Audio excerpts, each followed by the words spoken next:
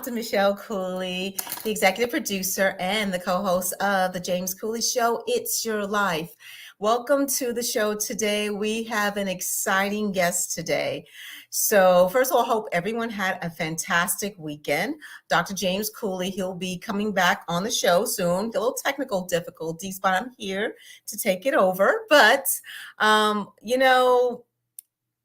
we have an amazing guest, and Dr. Cooley, Dr. James has spoken to this guest, just kind of get a feel of what the topic is. And the topic for today's show is called Overcoming Adversity. And we have a lot of you sports people, football football lovers. You recognize his name, Gary Plummer. And he's going to be talking about, of course, in the beginning, backstory, college football, NFL football, and the things that happened after that. So I look at it as, even though the title is Overcoming Adversity, I look at it as a testimony at the same time. So let's get started and talk about the show today. So, of course, the show title is Overcoming Adversity. And our guest today is former NFL football player, Gary Plummer. And we're going to get to know him. He's a Super Bowl champion, motivational speaker, NFL color analyst, and entrepreneur. We're going to talk about his college and NFL football career, his experience dealing, with cancer and cancer survivors, and talk about issues regarding dementia diagnosis, depression, and the benefits of counseling and meditation, and talk about his work with nonprofit organizations. So let me talk to you a little bit about this guest today. So Gary Lee Plummer was born and raised in Fremont, California. He was a college walk-in at UC Berkeley, graduating with a degree in nutrition. Between 1983 and 1985, he was the all-time leading tackler for the Oakland Invaders of the USFL, undrafted free agent for the San Diego Chargers, accumulating over 800 tackles from 1986 to 1993. He became a free agent and joined the San Francisco 49ers from 1994 to 1997, where he earned a Super Bowl ring. Gary's one of the defensive captains for the number one defense in the NFL in 95 and 97. The 49ers reached the playoffs all 4 of his years on the team, including 2 NFC championship games. He was named as one of the all-time best free agency acquisitions in 49er history. He was selected by Muscle and Fitness magazine to the NFL's most fit athletes 5 years in a row. Following his career as an NFL player, he went on to become a color analyst for both the NFL and college for 13 years. And he dedicates much of his time to charitable efforts and is responsible for raising over $10 million for various nonprofit organizations. And he regularly donates his time for motivational speeches with a focus on at-risk youth. Please welcome to the show, Gary Plummer. Bring him on here. Yeah, Bring him on. Bring him on. I am. Gary, you there? I'm here. Yes. Well, welcome to the show. Welcome to the show. I hope I did your bio and talked about you. I hope I did you justice. Well, listening to that, I was bored stiff because I've heard all that stuff before. I don't even think of. James, what are you doing? Uh-oh. There we go. I just think of myself as, a very fortunate human being that has taken advantage of opportunities. And I think that's kind of one of those things in life that a lot of times people don't recognize opportunity because it comes to us a lot of times disguised as hard work. And so for me, growing up and not having much, I wouldn't change a thing about it. Well, that's good. That's good. So we're having a hard time getting the 3 of us on here together, you, me, and James. I know. I'm going to sign off and bring him back on. But before I do that, can you tell us what it was like growing up in Fremont, California? It was. James, it's one of those cities in the San Francisco Bay Area, a sleepy little town. My dad was one of the original police officers when the town incorporated in 1958, I think it was. It was a town of about 22,000 people. Now it's somewhere around 550,000. And of course, a part of Silicon Valley. But it was a great childhood. Even though I didn't have anything, I didn't know any different. I just, all it was about is running down to the baseball park and Little League Park and doing whatever we did, pick up football games, pick up basketball games, pick up baseball games. And I can't remember a time we weren't outside playing because mom said either be home by dinner time or when it gets dark. And the rest of the time, it was all about playing. I remember that. Get home when the street light comes on. That was what she would say to us. Exactly. But so what did, your family, what values, what do they instill in you that you live by to this very day? So my mom, who passed about 10 years ago, my parents were divorced when I was 3 years old. Okay. And my mom remarried at 6, and she remarried a guy who unfortunately had a drinking problem, who became a full-blown alcoholic. So I saw a lot of rough things, growing up.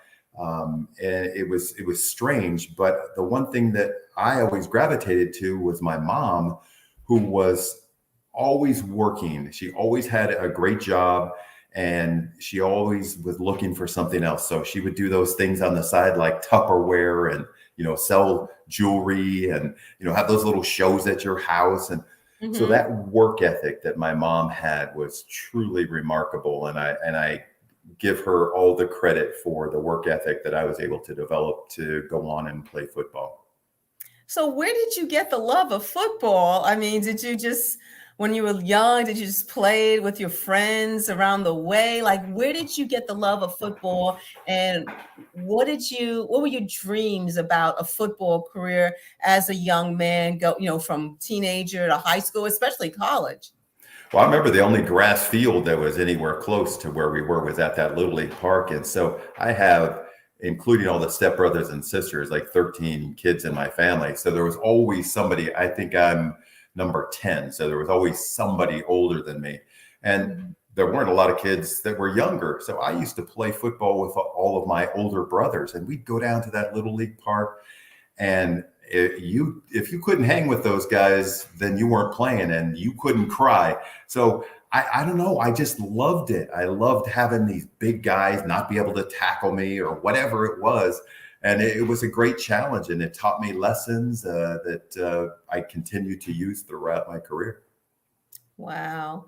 So let's talk about your college walk-on at UC Berkeley. And for those who don't know what that means, can you explain it to them? And Sure. That means that you were not good enough to get a scholarship. And we had a great high school football team. We were undefeated. And we had, I think, about 10 guys off of our team get major college scholarships. I wasn't one of them. And the crazy part about it is, I thought, hey, this is going to be great. I made all state as an offensive lineman and all league as a linebacker. Nobody wanted me. I was all of 5'10", 180 pounds, soaking wet with rocks in my pockets. And so I went to a local junior college, and I grew a little bit there. I got up to 200 pounds and 6 feet tall. And again, I was doing fantastic, and, broke a state record in tackles. And so I was getting recruited from all these places around the country. And my parents, of course, didn't have any money. And so I knew I needed a scholarship to be able to go. So I was getting recruited by Stanford. And the defensive coordinator from Stanford was calling me. This is before the internet. So he's calling me almost 3 or 4 times a week and sending letters and telling me I'm the greatest thing since sliced bread. And he came to my junior college, which is a Loney Junior College in Fremont, California. And he was going to give me the scholarship. So I'm in my head coach's office from the college, and in walks the defensive coordinator from Stanford. And I am not exaggerating. The first thing he did, he looked at me, he looked down, he looked up, he laughed in my face and said, you're Gary Plummer? You can't play in the Pac-10. And it was absolutely a crushing blow. And he literally turned around and walked out. That was it. That was the meeting. And my junior college coach, to his credit, said, F that guy. He doesn't know what he's talking about. You're the best guy I've ever coached in my life. You're gonna continue playing football. And I was pretty devastated, and I did quit. I literally I quit school. I went home. This coach, his name's Mike Cowan. He passed 3 years ago. And I'm still very close with his family. I'm actually going to officiate his son's wedding in about 8 months. And this guy wouldn't let me quit. He said, and now he's a little guy. He was also our wrestling coach. He goes, "You're getting back in school and you are going to wrestle for me." Wrestle? I've never wrestled in my life. So he said, "You're going to be my heavyweight wrestler." And it was one of the greatest things that ever happened. And so I started lifting. I really hadn't lifted weights ever at that point in my life. And when I enrolled back in school, I took a class in nutrition, and I discovered that I loved it.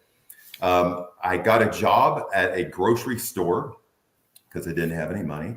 And I would somehow take those hot chickens off the shelf and end up back behind the store. And I'd mow down that whole chicken because I knew I needed protein. And then I'd take a can of nuts off the shelf because I was a facer and a bagger and a cart boy and all that stuff. So I started eating right for the first time in my life because, we just didn't have enough food growing up. And I started lifting, and I grew. At 20 years old, I grew 2 inches in 9 months. And lifting weights for the first time in my life, I gained 28 pounds. So now I was 6'2", 228. And that's why I decided to walk on at the University of California at Berkeley, because that is Stanford's rival. And I wanted to go back and kick that guy's butt. Wow. I've always have been a big fan of yours, Gary. And, just getting a chance to know you the last few days or so. And you mentioned something a second ago about a person just look at you and already measured in his mind your determination, your heart, and turn around and walked out the door. How does that make you feel when you see people, and this happens all the time, they look at us just by how we look or color or this or that, and they automatically put us in that category that we can't. Absolutely. It was at that point the single most devastating thing that ever happened in my life. And I can remember, I don't even know why it happened. I just started wandering the hills in the East Bay in Fremont. And I didn't even know what I was doing. I was just wandering the hills and thinking. And this was before that coach told me to get back in school. But I was absolutely devastated. I essentially thought my life was over because at this point, that was my dream, to play college football and get a scholarship. And I wanted to be a primary grade school teacher at that time. I didn't think I had a chance to play pro football. So again, it was just a devastating thing. And for me, I think the term is accentuate the positive, eliminate the negative, and latch on to the affirmative. And what I did is I latched on to Coach Mike Cowan. He was the one guy that believed in me. And there's always going to be somebody out there that is going to give us good, sound advice. And I was fortunate enough to have that guy. Wow. Tell you what, we're going to take a station break. But wherever you're watching this, whether you're watching on E360 TV, YouTube, LinkedIn, over 25 plus live streaming network, if you want to be part of this great conversation with Gary Plummer, all you have to do is just go to the phone, go to whatever mechanism you're on, ask this great man any question you want, and I promise you we're going to get you an answer. It's your life. We'll be back shortly after the break. Really get a chance to know who you are. And once you know who you are, you truly know who you are, love who you are. Love who you are. You're a masterpiece. Love who you are. Love who you were born to be. Love me some me. when you leave high school, you gotta know today or tomorrow, hopefully today, what your plans are. Hopefully, there is no bad decision unless there is no plan. Create, collaborate, commit with confidence. Commit with what? Commit with what? In everything that you do.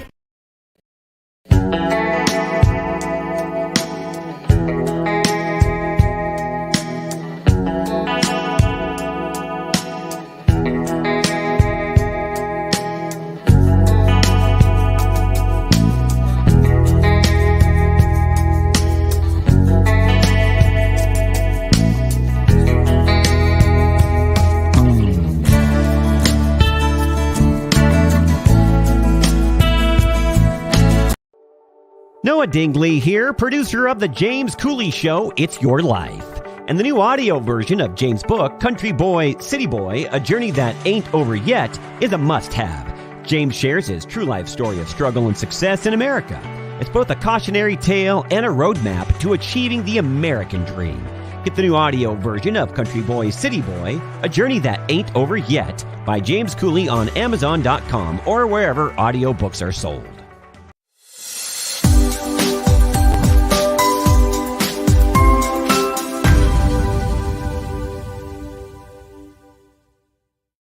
Hello, welcome back to the James Cooley Show. It's Your Life, and I tell you, I'm sitting here talking to Gary Plummer. Used to watch him play. He was okay until he played against the Cowboys. Hey, I just saw something on your commercial. Love me some me. You're plagiarizing there. That's from my boy T.O. Terrell Owens he's the one who used to come out and say, love me some me. He's one of my all-time favorite teammates. He's gotten a bad rap over the years, but let me tell you, he and I used to cover punts together in his first 2 years prior to Jerry Rice getting hurt. And, the rest is history. Once he started, playing wide receiver, he was the real deal. I know T.O. T.O. is from my hometown. He went to University of Chattanooga. Yeah, and he is always yap. But to my athletically, he's phenomenal. You already know that. Absolutely. And he might talk a lot, but whatever he said he can do, he can do. he can back it up, no question. So get back on love me some me. When somebody tell you something, just like I've been approached many times that you can't do this, you can't do this. The first thing that comes to my mind is I first have to convince myself that I can do this. And our viewers out there, you have to convince yourself and listen to this great man right here, because we get ready to get off into this story. And I tell you, tremendous young man right here. And but you have to believe in yourself. You have to love you some you. You have to stay focused at the task at hand, not what somebody else see of you. They can't see in you, because it's all in our heart. So if you want to be part of this conversation, just go whichever platform you're on. Just ask the question, because we getting ready to get down. So Gary, how did it feel like, coming out of University of California, which we sent, got a couple of guys that's there right now, the captain of the offensive line is there, and I don't know if he came out this year or not, but that's a tough school, very educated. For us, you had to have some smarts to be there, and plus you also had to be able to play ball. But coming out of that and going into thinking that you're gonna get drafted in the NFL and all this, and it doesn't work out that way, you went straight to the USFL. What was going through your mind when you first entered the USFL? And I know probably it still lingered in your heart that I wanted day them to be in the NFL. Can you talk about that a little bit? Yeah, I honestly didn't think I was going to be in the NFL. I was just taking advantage of the the opportunity to play. My college coaches had become coaches for the Oakland Invaders in the USFL. And I remember they had a territorial draft. So essentially, if you were from Stanford or from California, a bunch of Bay Area teams, San Jose State, whatever, you automatically became an Oakland Invader. So I went to training camp. There were honestly at least 150 guys, at least 20 linebackers. And I think I was probably the 20th best linebacker there. It was terrible because I had played nose tackle. I didn't even get into that story. But when I went to Cal, I was only there for 2 weeks. And they said, hey, we've got a bunch of linebackers, a couple of guys that were all Pac-10 last year. So we don't think you're going to be able to play linebacker here. We're going to move you to nose tackle. And I said, what? Wait, I've been too small my whole life to be a linebacker. You're going to move me to nose tackle where I'm supposed to weigh 275 to 325 pounds? And I'll never forget, JC, I lined up. I didn't even know how to line up. I got in a 4-point stance. And I said, I don't care what happens. This guy across from me is going to pay. And it was a practice drill. And the center was getting a hike it, shotgun snap back to the quarterback who happened to be a coach, just pretending to be a quarterback.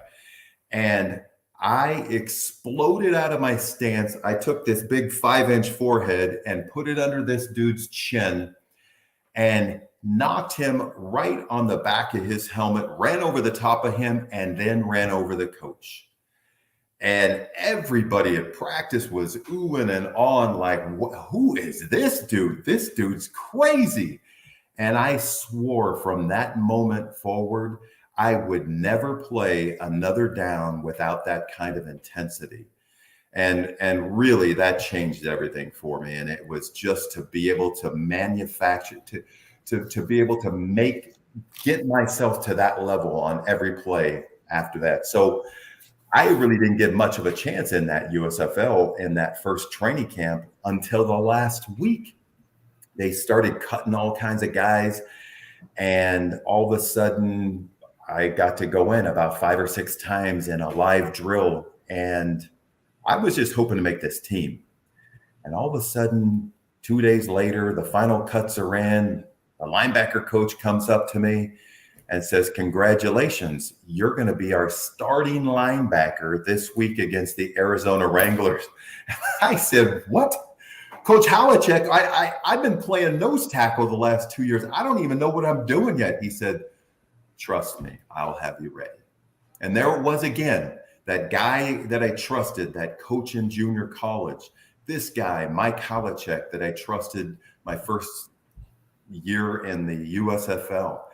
And I just think it's amazing. Sometimes we don't even hear that. And it was work. I mean, this guy, he stayed after practice for hours every day, getting me ready, led the team in tackles that day, and started for the Invaders for the next 3 years. So it was pretty special. Wow. So it seemed like that you discovered something about yourself until my inside of you that's always there, but we just had to dig deep, and it comes out at the right time. And that's determination, I believe. And that's when the light come on, that I can do anything I set my mind to. Well, for the people out there I'm sorry.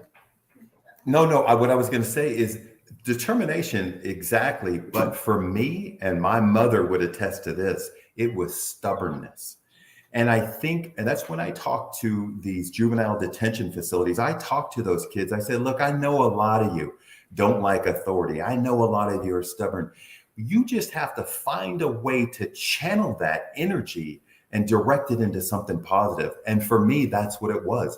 That stubbornness became determination. So people are going to label you. And for those kids out there that have been labeled, that they're not smart enough, they're not big enough, they're not strong enough, they're not good looking enough, whatever.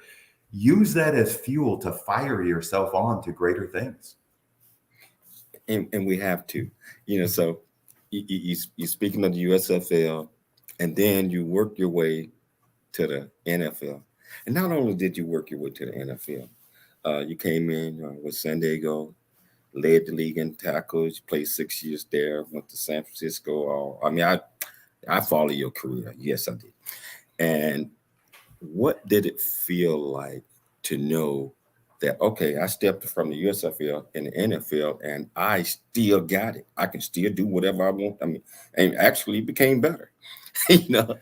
What was the determination point that when you actually beginning playing in NFL that you knew that you belonged in there with the big boys?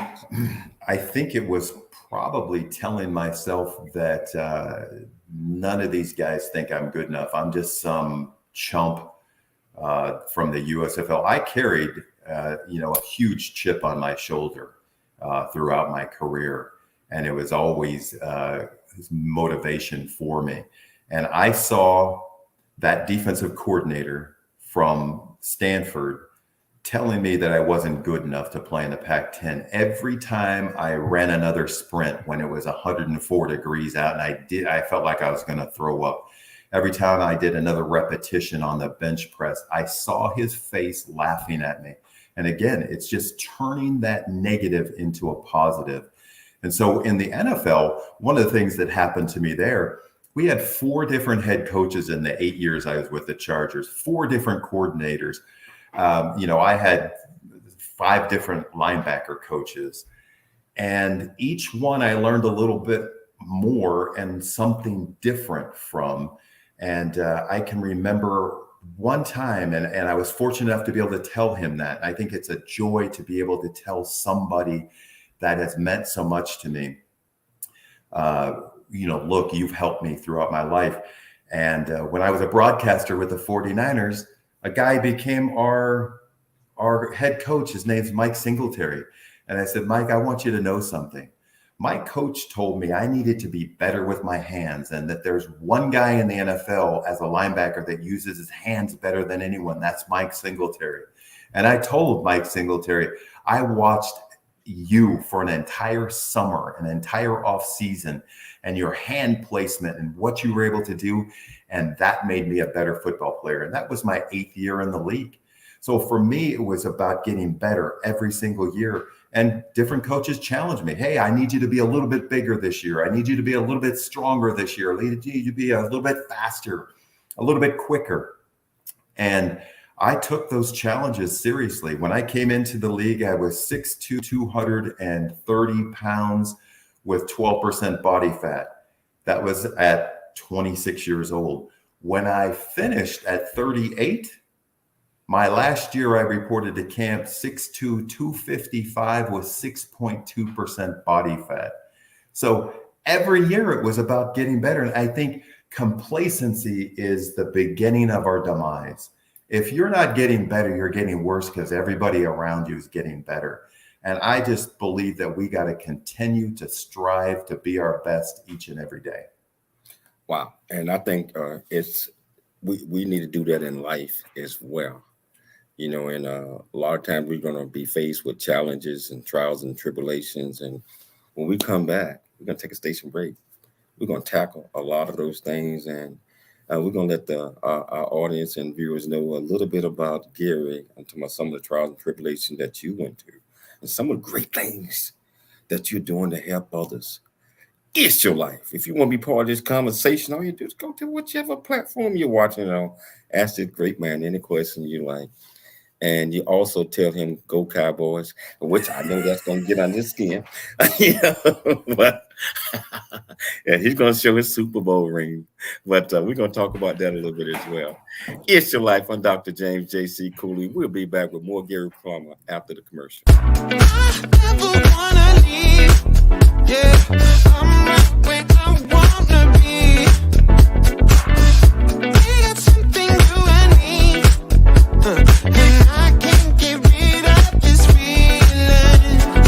Just like a magnet, we're just like a magnet. The things we have can be taken for granted. Now I know that it has always been you. I can't help it, I'm so drawn to you.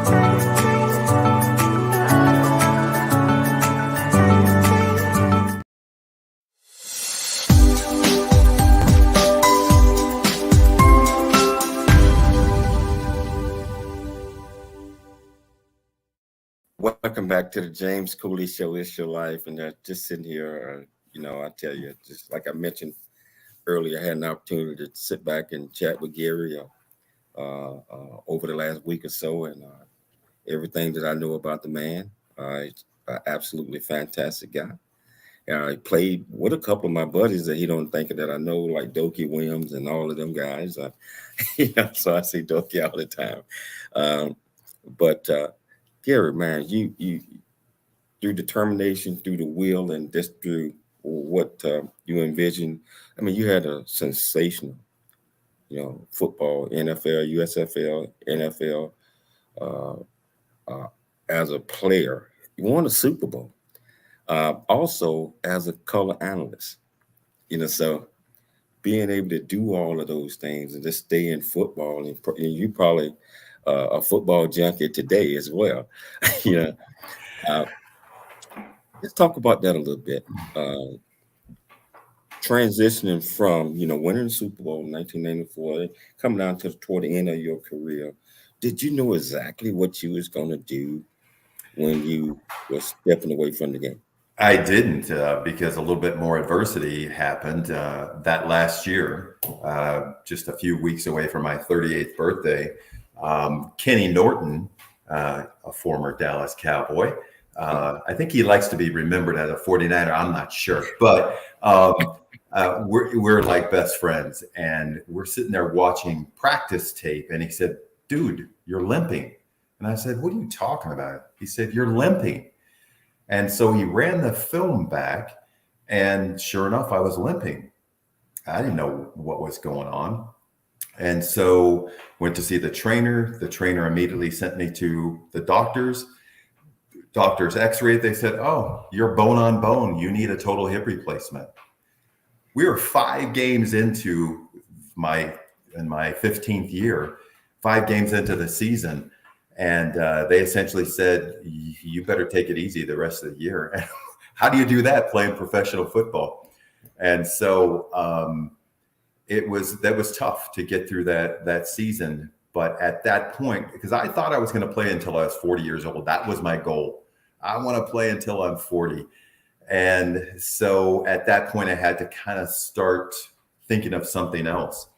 And at that point, we had a guy named Bill Walsh, who most of you know, who was around a lot. And I had started talking to him a little bit about, I had a TV show that I did, a players TV show, and a few other things.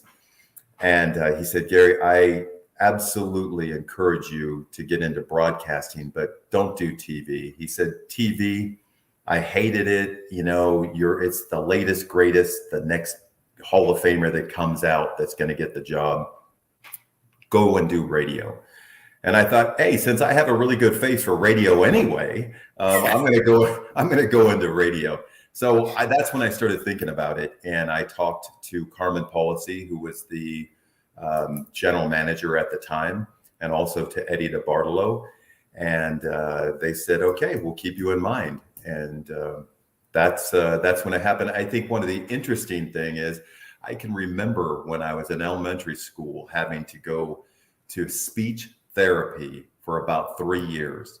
I had the worst lisp ever. And again, it's one of those things that you just have to work at to get better, to overcome.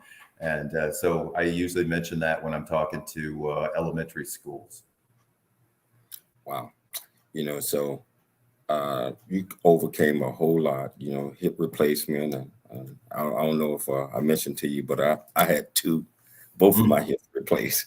And it was a challenge, because you have to rethink and do things over and get yourself in the right frame of mind. Sure. But you also, let's talk about the experience when you realized that you had a dementia or issue with dementia. What immediately came to your mind? And because right now you're doing so many great things as relate to that. What initially came to your mind? What was going through it when you were diagnosed with that? Yeah, I didn't know that I had it when I was going through my depression. So I'll back up a little bit. when Junior Seau committed suicide, I was on my recumbent bike, and I was doing my, hour a day of cardio and watching the TV, and all of a sudden the news interrupted and started talking about Junior. And 4 hours later, my wife came home and she saw me sitting on my recumbent bike and just tears continuously flowing down my face. And, she was astounded. People had already told her. She actually left work early to get home to me, knowing that it would be devastating news that one of my all-time favorite teammates had just committed suicide. And I'd just seen him the week before.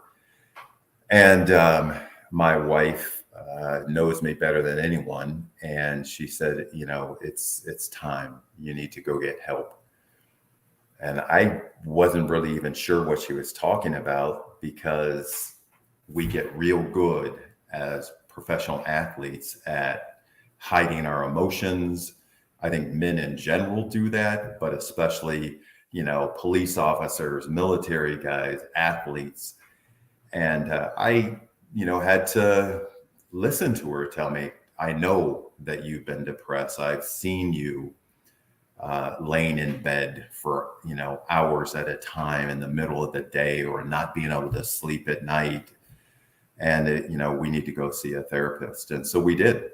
And I think the one thing that most of us men out there need to understand is that our wives know us way better than we know ourselves. And, a lot of us think, oh, well, I'm just getting henpecked. No, it's because she loves you. That's why she's telling you this. And I respected my wife enough to go. I honestly didn't want to go, but I went, and that started me down my path of recovery. So, having that diagnosis didn't even happen yet. It happened maybe a few weeks later, but at this point, I had felt like somebody was just punching me in the back of the head 24 hours a day, 7 days a week, 365 days a year. And I basically didn't sleep more than an hour and a half at night. So those are all signs that you're having some serious issues. Well, you mentioned Junior Seau. That was to any football fan. That was a serious, sad moment for all of us. Mm-hmm. Because I didn't know him personally. You did. That was probably one of your best friends. But he always seemed like he had everything together, and especially on TV, and when doing a lot of things he was doing in the communities, and is dementia does it sneak up on you silently? I know that a lot of NFL players, I guess they filed that lawsuit. I don't know a whole lot about it. That says that playing, their football days cause them to have some type of traumatic injuries over a certain career. Can you talk about that a little bit? Yeah, it's. I think the reason that it might not be silent, but it sneaks up on you, because we're taught from a very young age that there's nothing more revered on the football field than toughness. And so, when you play and you shatter your thumb, and you have 2 6-inch pins put in that thumb on Tuesday and play on Sunday, or shatter that wrist in 22 places, have a surgery, and play 2 weeks later, you kind of think this is just a headache. Who cares? Quit being a wimp. There's nothing broken. There's no bleeding. And so you just choke it down. And it's almost like you want to continue to. Nobody outside of a locker room is going to respect toughness as much as those players in that locker room that you're fighting and battling with.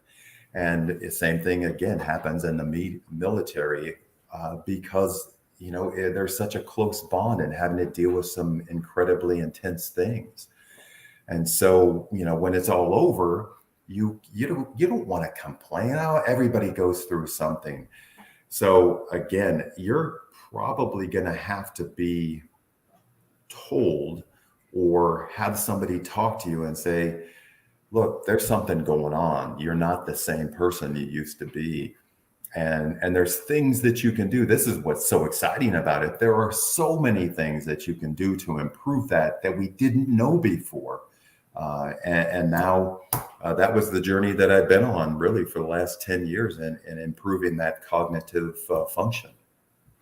I know that, through the foundation, the Fuel Cup Foundation that you work where you deal with the military, you deal with the communities, and we call it PTSD, similar in the military. But you are doing so many great things, and you get a chance to talk to sailors and soldiers. I know you visit bases and you do all. Can you talk about some of those a little bit? So give a very good friend is a neighbor, and it's hilarious how I discovered he's the longest serving Navy SEAL in history. He just retired about a year ago. He hadn't fully retired yet. And don't get impressed now, Dr. Cooley, but I am the chairperson for the landscaping committee on my HOA. Okay. I know it's a huge title.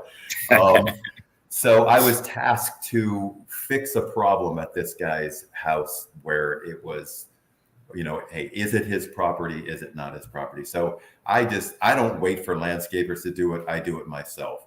So I'm digging this giant hole on the other side of this guy's fence, and it's in the summertime, and all of a sudden a hand reaches up over the cinder block wall with an ice cold glass of water. Said, I drove up the street and passed you. I saw you working. I figured you could use some water. And so he kind of looks over the wall and he says, you're a big ass linebacker. I mean, you're a big ass landscaper. And I said, I'm not really a landscaper. I'm just doing this, And we kind of just were skirting around who we were and what we did. And he wouldn't tell me and I wouldn't tell him. And so after about 45 minutes, he finally came clean and told me what he did. And I told him what I used to do. And literally, we have become best friends. I'm working out at the Marine base here in San Diego at Miramar twice a week with him. And he's actually helping to start the Navy SEAL Museum. But through the Navy SEAL Foundation, he's given me an opportunity to talk to some guys. And it's just been wonderful because those guys along the way have helped me unbeknownst to them. And that happened through Steve Young's foundation, the Forever Young Foundation, and talking with wounded warriors who he actually helps through his. So it's all synergistic. It's all interrelated. And it's just wonderful to have the opportunity to help even one person. Wow. I want you to hold that thought because when we come, we're going to take a break. When we come back, I'm going to talk about the Steve Young Foundation and a lot of the other things that you're doing. And I tell you, folks out there, if you're having any type of problems, I mean, a lot of times us men, especially macho football players like Gary, sometimes think that we don't need help and we can get through problems ourselves. I believe that we have to reach out for help. We have to want to get help. We have to listen to our families. We have to listen to our wives and the people that care about us. And to make some recommendations, I think we need to take it seriously and look into it. It's Your Life. I'm Dr. James J.C. Cooley. We're coming back with more Gary Plummer right after these commercial breaks.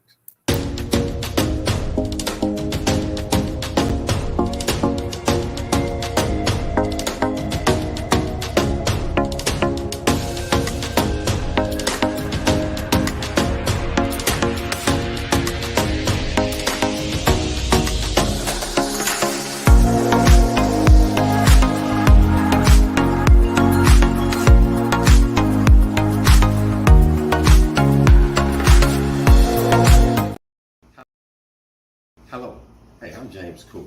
I am the founder and CEO of the J.C. Cooley Foundation, Options, Opportunities, Lasting Choice Program. Our primary mission is to help build the foundation of our youth in young adults and communities. And we encourage everyone to dream big, think big, and be big at everything you do. And the way that you do that is, first of all, you got to believe in yourself. You have to believe in yourself. You have to know that you are here for a purpose. You also have to be able to step out your comfort zone and do things that you probably didn't think that you can do.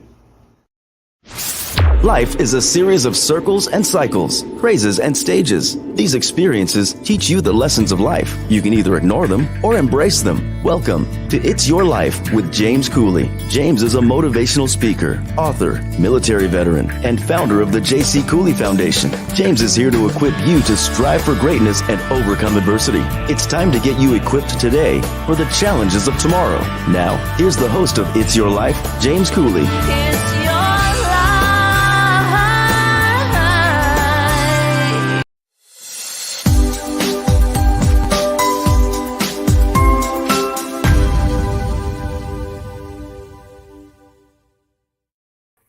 Hello, welcome back to the James Cooley Show. It's Your Life. And hey, Gary, I don't know if you're still there. It seemed like you kind of went blank on my end here. No, I'm here. Oh, okay. It just, but yeah, your pitch is blank, but that's okay. Having so much fun just listening and chatting with you. You talk about some extremely important things, especially when it comes to helping others. That's where it's all about service before self for me and Michelle. And just what you're talking about right here is inspiring. Your life story is inspiring because, you know, we all get told that we can't do this, can't do that. And sometimes once we start letting it lock in, we don't do it. I like what you said about, well, it wasn't the determination, it was the stubbornness, you know, something, whatever that is, to propel you to dig deep inside and just, you know, most important person you have to take care of and satisfy yourself. Absolutely. But others need help as well. And so you was talking about the foundations. You also were talking about Steve Young Foundation. Let's talk about that a little bit. What exactly does Steve Young Foundation, does it do? Yeah, so, you know, I think the stubbornness has definitely helped me, and the determination, but it's also inspiration. And having so many great teammates over the years and knowing their stories and the backgrounds that they came from. You know, a lot of people look at somebody like Steve Young and think, oh, you know, the Golden Boys just lived a charmed life. Do you know that he was something like 7th on the depth chart as quarterback at BYU? So they wanted to move him to defensive back. So he called his father and he said, Dad, they want to move me to DB. I'm going to quit and I'm coming home. And his dad, his name is Grit Young. And Grit said, you can quit, but you ain't coming home. And to me, that's great parenting right there. And it's one of the reasons that Steve works so hard to help so many different foundations. 2 of those things have helped me. I think he's ranked number 11 in the world in Navigator, which determines, you know, the best charity organizations out there. Some of the things that he does, he works with Wounded Warriors. One that really has helped, and those guys helped me because they started talking to me about a few things that they were doing for their PTSD. And then there's one of his very good friends lost a daughter, and she wanted to she'd go play music at Children's Hospital there in Salt Lake, Utah.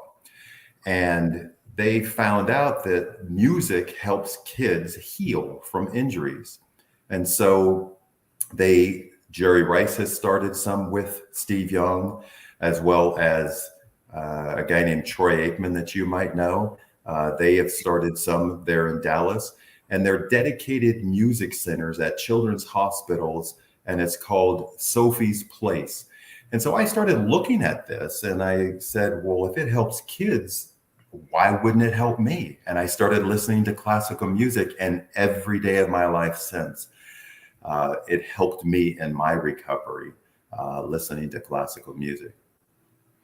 Wow. Hey, Gary, do you have your own nonprofit?